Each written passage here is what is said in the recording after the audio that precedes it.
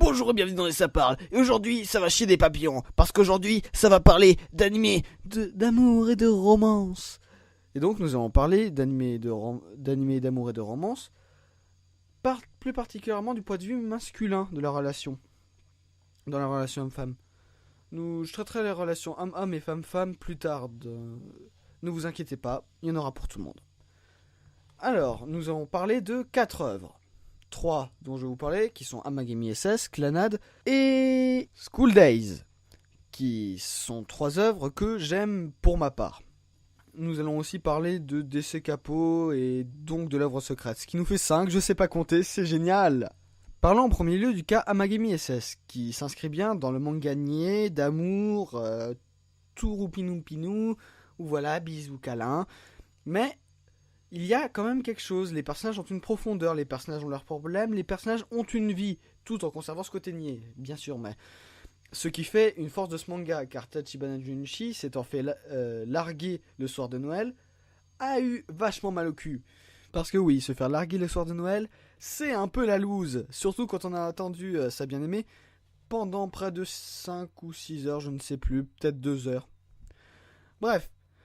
Ce qui se passe donc dans ce manga, c'est que donc il se fait larguer le soir de Noël et il fait la rencontre selon la timeline, parce que oui, ça se découpe en timeline, d'une des 4 ou 5 filles qui existent dans ce manga et qui donc il va vivre un amour éternel et beau et mignon.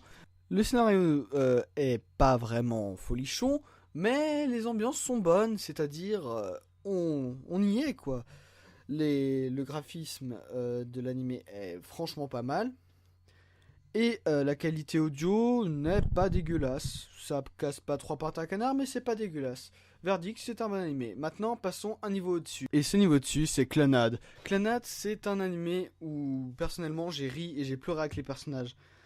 Et en même temps, il y a un gros écart de qualité entre la saison 1 et la saison 2. La saison 1, c'est un peu du Amagami SS, en somme.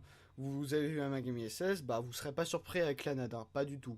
Mais alors pas du tout, jamais. Alors que la saison 2, pouah, mais ce scénario de saison 2, il est juste génial, il est génial. Après, ce qui fait aussi la grande force de Clannad, c'est les personnages. Les personnages sont très bien écrits, je pense, même si un peu cliché, le rebelle qui se fait purifier par la fille pure, enfin voilà. C'est juste un animé que j'ai adoré, qui ne démérite pas son statut de chef-d'œuvre, surtout grâce à sa saison 2. Donc allez le voir, foncez, le scénario est génial, la qualité d'image est pas mal, malgré qu'un poil cliché classique, je l'aime pas trop. Et les musiques sont géantes, les musiques sont... elles mettent dans une ambiance... Dans l'ambiance tellement que j'en perds mes mots. Voilà, j'en perds mes mots tellement ça met dans l'ambiance. Là-dessus, je vous conseille de regarder le pose manga de Mr. Enzor qui a bien expliqué en quoi le manga était vraiment à voir dans son ensemble si on voulait vraiment l'apprécier. Car il l'explique bien mieux que moi. Maintenant, je vais vous parler d'un mauvais DC Capo qui personnellement m'a réellement pas enchanté. Je n'ai pas aimé du tout parce que c'est l'animé cliché avec toutes les filles kawaii, mignonnes. Il est avec sa sœur qui est sa sœur par adoption. Enfin, c'est un animé qui m'a pas mal énervé et qui m'a pas mal dégoûté. Après ça, je suis allé regarder du Jojo Bizarre Adventure parce que le scénario est mauvais. L'aspect graphique, bon bah ça va pour l'époque, mais c'est pas totalement le meilleur des trucs non plus. L'aspect sonore, j'ai pas envie de me prononcer dessus.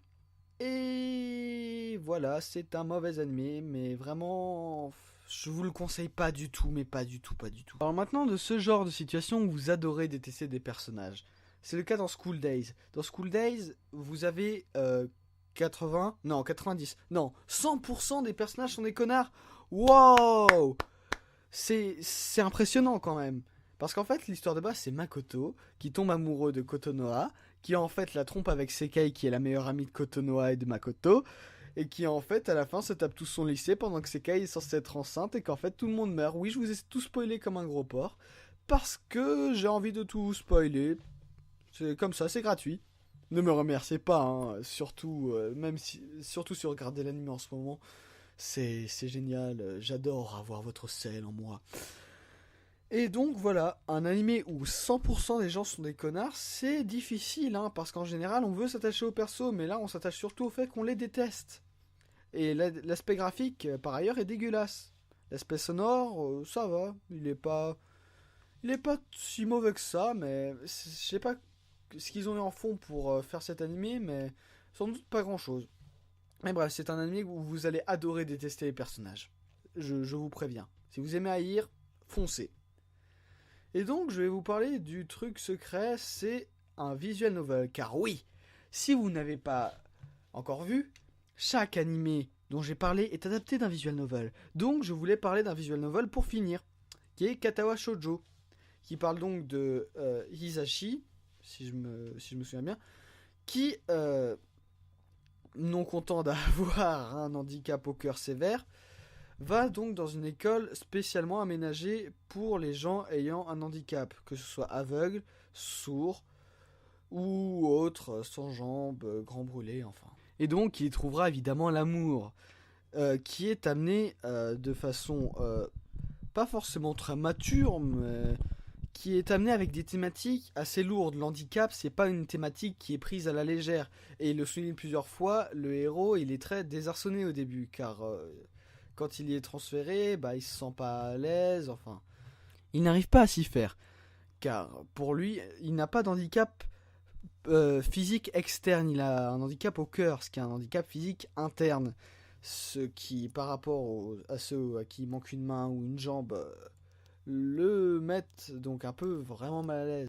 Bref, en tout cas, je vous le conseille, car il est gratuit, il a une image pas dégueulasse, par contre, il contient des scènes érotiques, donc donc ceci est pour un public averti. Soit dit en passant, il a aussi une très bonne musique. Et un scénario qui est, ma foi, plus ou moins agréable à suivre. Sur ce, on s'arrête là. N'oubliez pas de lâcher un like ou un commentaire, parce que ça me ferait vachement plaisir. Et surtout, n'oubliez pas, ça parle d'amour.